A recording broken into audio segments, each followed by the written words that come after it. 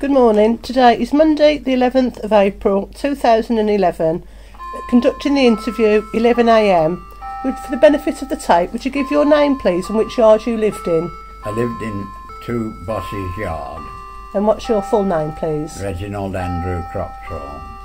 I was born in 2 Boss's Yard, Atherstone, and I remember quite clearly most of the houses and sometimes the occupants, but I left there when I must have been about 3.5 years old and went to 10.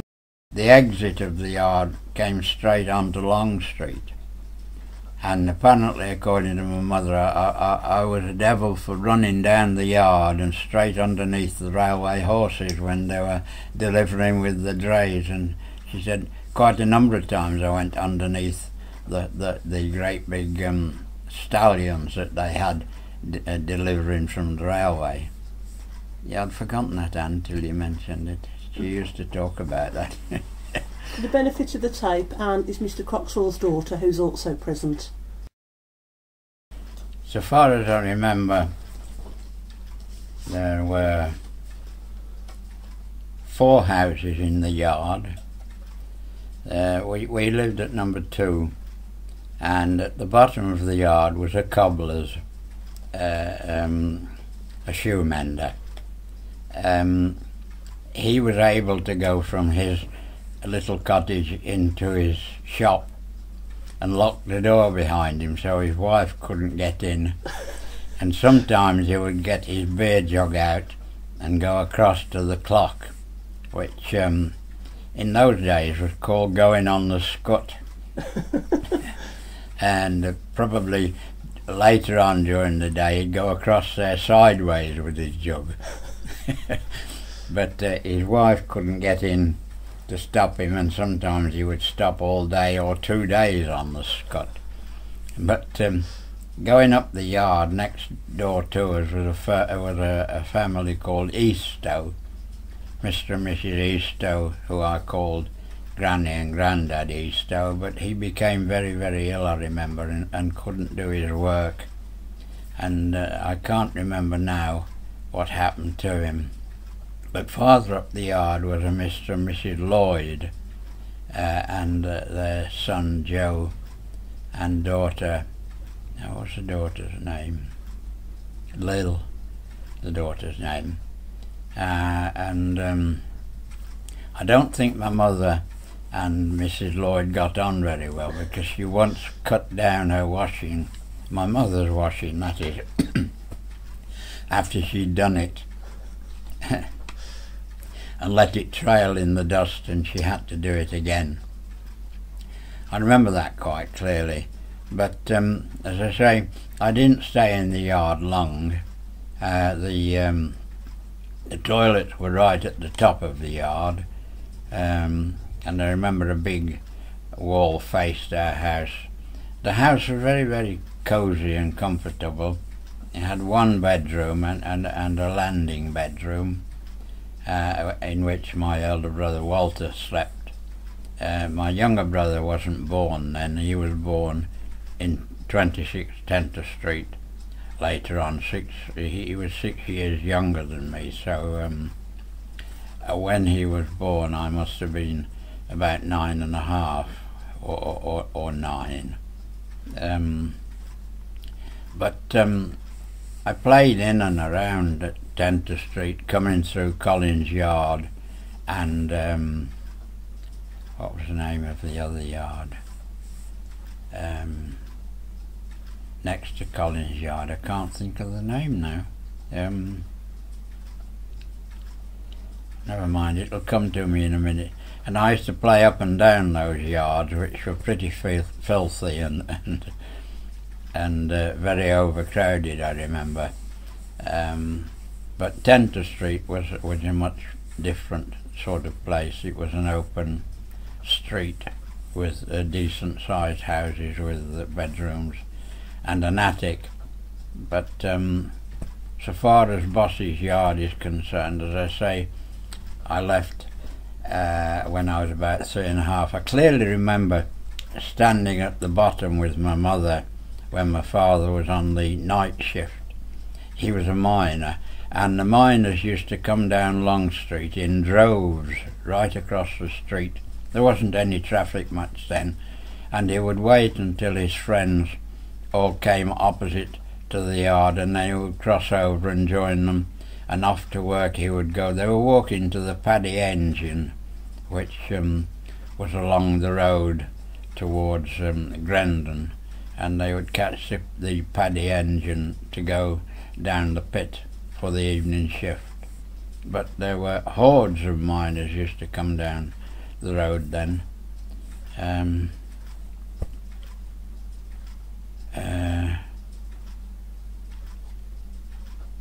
Apart from that, I haven't got really a lot of memories, except the little cosy house, and being there during the strike. I remember my Aunt Maggie from Dordon, who was rather quite a bit better off than we were, bringing my mother some groceries to see us through the strike. I remember particularly half a pound of butter, and my mother taking the wrapper off it and marking it Monday, Tuesday, Wednesday, Thursday, so it would last the week. I remember that quite clearly. And also that the pub below the yard, or is it above the yard, the Wheat Chief, always seemed to be full of people during the strike. The doors were absolutely bursting with people in there. What year was that, do you mind me asking? It would be 1926, wouldn't it? I was born 1922, yeah. Oh, right. That would be 1926, when I was about 3.5. So we obviously got through the strike, but it was only by the help of my Aunt Margaret from Dordon. They had a little bit of a farm at Dordon Hayes, and her helping out helped my mother tremendously. Do you remember any furniture in the house? Only the table and a settee in the kitchen. I suppose there must have been chairs for the table, but I don't remember them. I remember the very cosy fire grate, my mother cooking on that, especially in the evening when they came back from the pub. When I used to come downstairs, which I wasn't supposed to do, but it was very cosy, I remember, and warm. Of course, they got the free coal. Did you have to take that through the house? Yes, it was kept in the house, in what we called the scullery, which was beyond the table. The fireplace was on the left, and then the table in the centre, and beyond the table was what we called the scullery, where they kept the coal, and I think buckets of water. On the right hand side was the door to the bedrooms, but as I say, just one bedroom and a landing bedroom.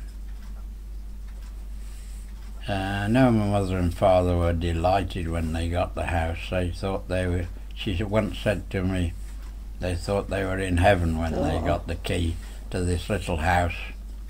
But as I say, when I was 3.5, we moved to Tenter Street.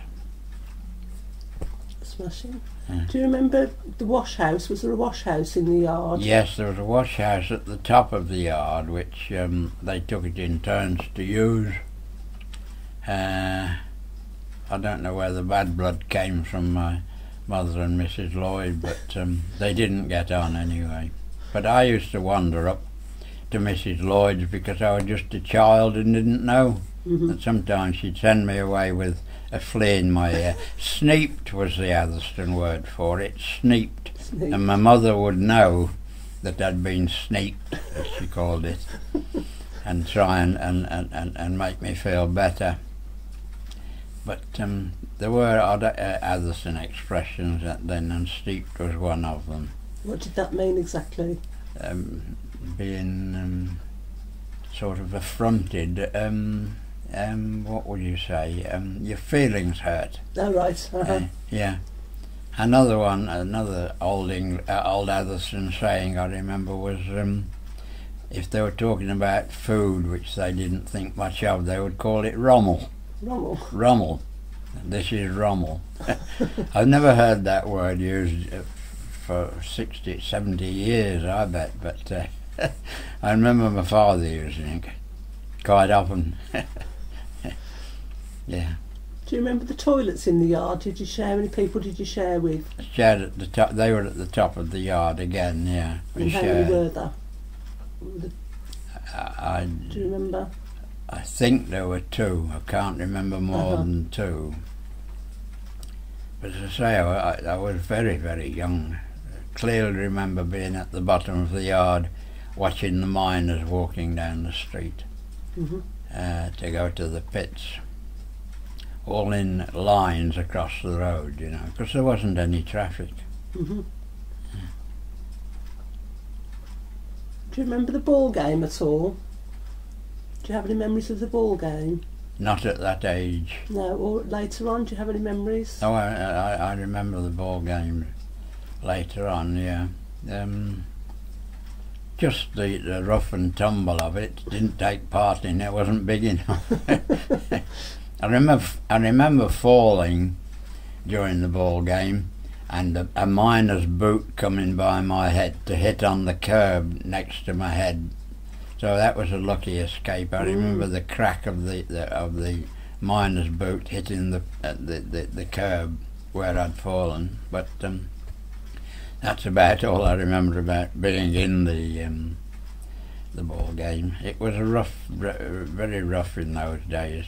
They used to kick it up to the workhouse and kick it over the wall so the workhouse people could have a kick at it. Oh, lovely. Yeah, that was at the top of the hill, and then they would come kick it back down the street again. But I remember it going up to the workhouse so they could kick it over, and you could hear the workhouse inmates inside kicking it about, you know, and then they would kick it back after a time. Smashing. Do you remember any decor in the house? Was it half wood, or do you remember the flooring? Do you remember anything? It was red tile floor. I remember that, and of course the lovely grate which my mother polished with great care, with the ovens below. Can't remember the wallpaper at all, of course. It's such a long time ago. Because today, now I'm going into 89, so we're talking about 85 and a half years ago, aren't we? Yeah, which is a long time. Yeah. Was it a blind back house? Were there any windows at the back? No, no windows at the back. No, it was blind at the back completely. Just two little, one little window at the front. I remember as a little boy, I remember my mother cleaning it, and Mrs. Johnson came out with a pot of tea which she threw at her husband, and it went all over my mother's window. Yeah, I remember that. And one of the cobbler's sons was a first-class footballer. What was his name now? Or was it his son-in-law? I almost had it then. No, I can't think of his name. He married the daughter. He was a first-class footballer. He played for Aston Villa. Trying to think. I can't think of his name now. It's gone. Oh, don't worry. I think that's about it, because as I say, I was very, very young when I left the yard, and Tenter Street was a different kettle of fish altogether. The house we went into belonged to my father's brother, So that's how we got that house. I remember the rent was 10 and sixpence a week. I don't know how much the little house was in Boss's Yard. Probably 2 or 3 shillings, something like that. Well, that's lovely, Mr. Croxall. Thank you so much for your time. It's been Pleasure. fascinating. Thank you very much.